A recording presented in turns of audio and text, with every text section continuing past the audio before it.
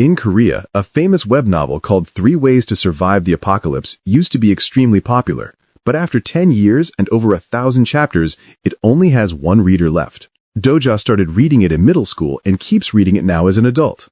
In the story, the protagonist, Jun-hyuk, fights the hardships sent by the gods as the world nears collapse. His companions fall one by one, but he's always determined to become stronger. Doja finds this inspiring, and rereading the novel helped him push through his high school years while he was harassed by mean classmates. After finishing school, Doja went to a mediocre college, worked some mediocre jobs, and joined a big company on a temporary contract. Today, that contract ends, and so does the novel. After his final shift is over, Doja reads the last chapter and is disappointed by the ending because Jun-hyuk is the only survivor. He decides to send a message to the author, saying that this story is the worst. On the train, Doja bumps into his co-worker, Sa, whose contract has ended too. Their chat is interrupted by their former boss, who keeps hitting on Sa, no matter how many times she keeps saying no. Thankfully, he gets off the train at the next stop. At that moment, Doja finds it surprised to get a reply from the author. The message thanks Doja for reading until the end and admits he was the only reason why it was finished. The author says that if Doja hated the ending, he should try writing his own when the service starts at 7 p.m. Suddenly, the train shakes and comes to a stop, while a voice announces that the Planetary System 8612's free service has ended, so this is the start of paid content. Doja checks his phone and confirms it's 7 p.m. and realizes this is exactly how the novel starts. A creature from Korean folklore called Dekab appears on the train. When a passenger starts insulting it, the Dekab shoots him in the head with its laser eyes. The man falls dead and everyone panics, only for the creature to shut everyone up with a scary face. Then the Decai announces that the gods have decided that humans are horrible beings, so they deserve to be punished. All humans will be given a stage, and how they solve it will decide their fate. Soon, holograms explaining the first stage appear around the passengers. In 10 minutes, they must kill one or more living organisms in the train car. Those who succeed will get 300 coins, and those who fail will be killed. The Decai also says that the constellations will always be watching. On the bridge, the train is frozen, and so are all the cars. As the hologram starts the 10-minute timer, the passengers check their phones and discover there's no service. Soon, people lose their minds and begin to fight each other, sometimes teaming up against one person. A woman panics and tries to escape to another car, but there's a field force at the doors that's keeping them trapped. When Doja looks at the other car, he's shocked to notice Jun-hyuk in the crowd. He realizes they're living the events of the novel, which means he knows the future. A giant monster appears in the river and hits the train, causing everyone to get stuck in the ceiling. Doja remembers that the rules say they must kill any living organism. It doesn't have to be humans. There's a kid called Gilong with an ant farm, so Doja grabs it and takes it to SA. He gives her some ants before trying to talk to the crowd, but nobody pays attention to him. When Doja kills an ant, a hologram appears saying that he's won the coins, which finally gets everyone's attention. He tells them about the ants, but he doesn't have enough for everyone. As everyone complains, Hoon steals the ant farm from him, and the crowd surrounds him instead. There's still a guy beating up an old lady, so Doja tackles him and offers him an ant that got stuck on his hand. However, the guy turns him down, saying he wants to kill the lady. Doja realizes this is Nam-won, one of the characters from the novel. Nam-won starts beating up Doja, saying that he'll be his victim instead. As Doja tries his best to protect himself, he remembers that in the novel, humans have stats like in video games. He uses the 300 coins to increase his strength and punches Nam-won, sending him flying across the car. Nam-won responds by activating his Grim Dark Awakening skill, which allows him to easily overpower Doja in seconds. At that moment, the crowd accidentally drops the ant farm and a tube of eggs rolls out. Doja destroys it and receives a huge payment in coins. He spends 3,000 on stamina and another 3,000 on agility, so he dodges all of Nam-won's attacks and knocks him down. A terrified Nam-won promises not to hurt the old lady and asks for an ant, but Doja says he doesn't deserve to be in the story. Then Doja runs to act as a shield for the woman since Nam-won is trying to attack her again. Doja puts an ant in the lady's hand and closes it to crush it before the timer reaches 0. The voice announces that the stage is over, and all the losers get a hole in their faces to kill them. Unfortunately, the last ant has managed to escape, and the lady dies as well. The Decai reappears and congratulates the 17 humans who passed. Now it's time for them to get gifts from the constellations for their performance. Doja remembers that the constellations are powerful beings that watch the stages from space and enjoy laughing at human struggles. Each passenger gets a list of the constellations that want to sponsor them, and they must choose one. But someday that debt must be paid back. Doja decides to turn down sponsorship for now. Suddenly, the train starts falling on its side because the river monster is trying to drag it down. A former soldier is trying to open the doors, and Doja recognizes him as the character Yunsung. As the train starts to touch the water, Doja teaches Yunsung how to use special skills. Yunsung activates super strength that allows him to bend the doors open. Everyone quickly climbs out while Doja notices that Gilong is still in the car crying over his ant farm. Doja apologizes and brings him out. As the survivors run as fast as possible, the voice announces the new stage. They must successfully cross the bridge. The monster smashes a section of the bridge to create a huge gap before going back to the river. To make the task more difficult, the Decai drops a train car on the bridge and makes all the dead people chase after the living players. Dojawa and Yansung try to fight them, but they are easily overpowered. At that moment, Sa manages to activate her skill, which creates a temporary road across the gap. The survivors start running on it to escape, and Doja informs them that poisonous gas will spread soon, so they need to get underground. He thinks that they should go to the nearest subway station, but then he remembers that in the novel, Jang Hyuk dies there while fighting a dragon. He used a skill to go back to the beginning of the story, and everyone else in the station died. If they want to survive, they must keep Jung Hyuk alive so he won't reset. And Doja thinks he can help him using his knowledge of the future. Meanwhile, Jung Hyuk is using a sword and a gun to bring all the attackers down. Then he approaches Doja and asks him what he did since Namu wasn't supposed to die so soon. Doja shares what will happen in the station and pretends he has a prophecy skill. Jung Hyuk holds him by his tie over the edge as he asks him what tactics to use. Doja panics and doesn't know what to answer, so Jung Hyuk tells him to meet him later in the station before dropping him in the water. The monster swallows Doja, and he lands in its stomach. The hologram announces a new stage. He must kill the monster and escape. The Decab is also there narrating things for the stream, so Doja shocks it by calling it by its name, Byong. He also knows that Byong is a 9th level Decab, and doing the streams means it can ascend one day. Doja points out that he's probably very popular among the constellations right now, so if he dies, Byong will receive backlash. Byong checks its donations and confirms that the Watchers love Doja, so it agrees to sign an exclusivity contract. Then the monster's stomach starts filling with acid. Doja asks for the decay shop and buys a bunch of spikes to block the acid ducts, which is something he learned from the novel. By blocking all the ducts, the monster will die. However, there are hundreds of them. Doja refuses to give up and keeps working until all the ducts are covered, which finally kills the beast and ends the stage. Afterward, Doja inserts his hand into the monster's skin and brings out its nucleus. He asks Byong to trade it at the shop for a very rare item called Ether of Faith. Before Doja leaves, Byong gives him an item starter pack, which includes a mask. Doja puts it on before going outside, since the poisonous gas is already in the area. He collapses on the shore and starts getting lots of sponsorship offers from constellations, so he turns the notifications off. Next, Doja stops at a store to get some food and finds some bodies. 2 girls are already dead, and the third is barely alive. Suddenly, a monster breaks the window, so Doja picks up the survivor and starts running down the street.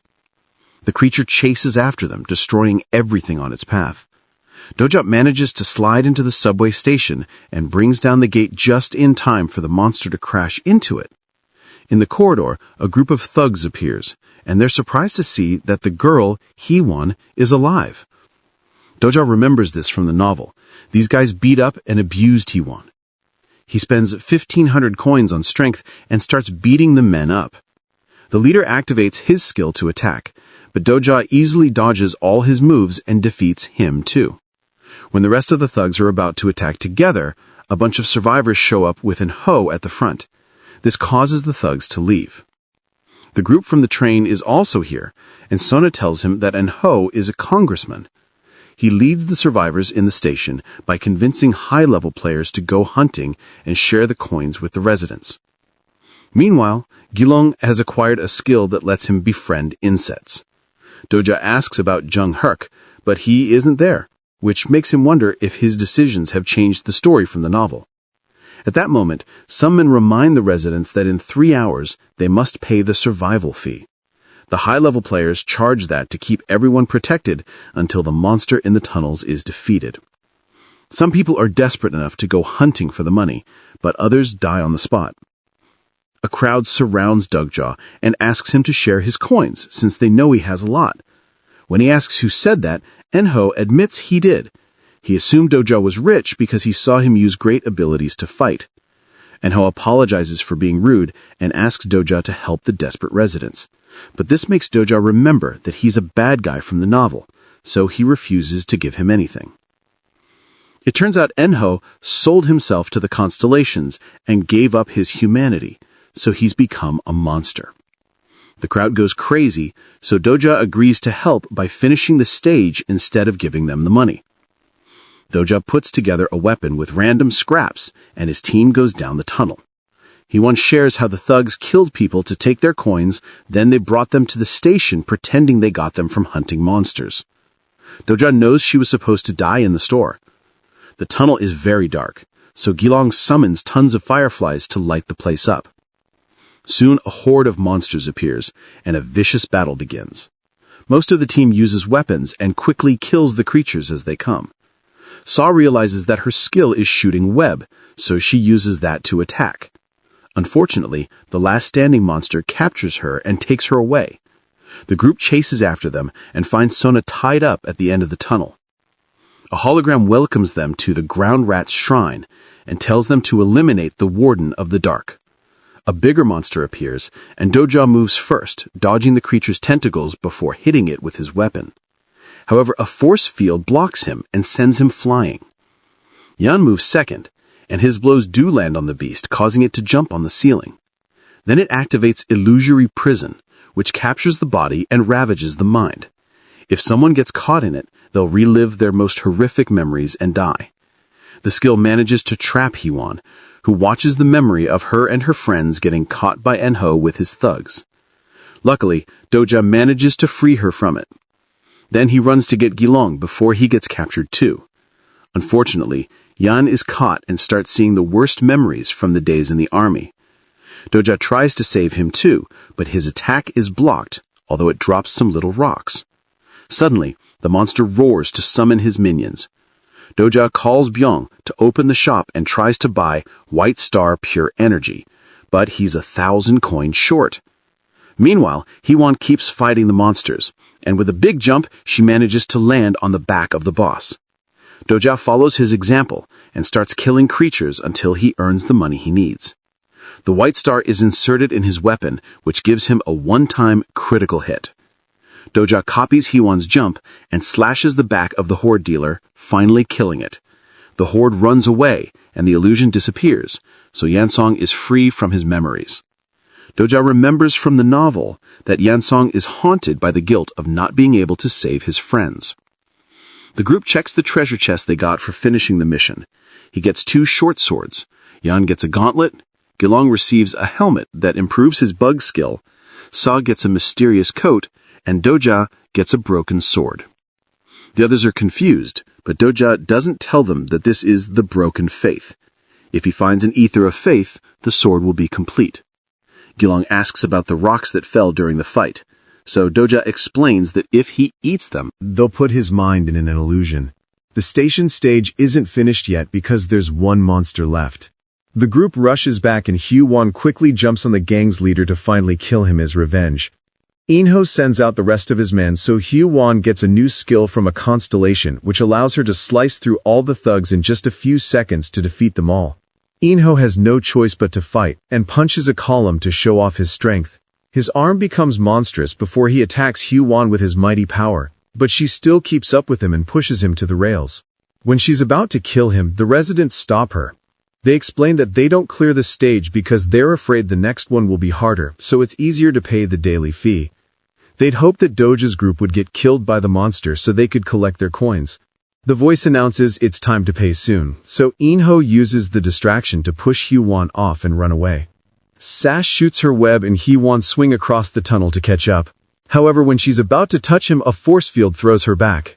Inho walks them for losing, but suddenly he's shot in the head by a sniper, ending the stage. The sniper introduced herself as G before getting all of Inho's coins. The team tries to leave, but the barrier still blocks them, so G explains they only finished the stage from the previous section, and during the chase, they crossed into a new one. To leave, they have to finish the new stage. GA leaves, and Doja realizes she's another character. She's the only survivor from her class and Young Huck's apprentice. In the station, the voice announces that this area has 104 survivors, and they have 10 minutes to reach green zones before the monsters get them. There are only 52 green zones, and they're tiny, so people start fighting for a spot. A gang led by Pildu has closed up a VIP area, and they charge coins for the spots. Pildu has used those coins to buy a security system that shoots at people who try to sneak into the VIP area without paying. Doja tells the team to split and look for green zones. G reappears with a message from Young Huck for him. He agrees to fight together, but Doja will have to leave his group and survive alone for the night. Doja remembers how a friend in high school slapped him so the harassers wouldn't bother him, saying that at least one person should survive. Using his knowledge, Doja goes to a specific spot that hasn't turned on yet.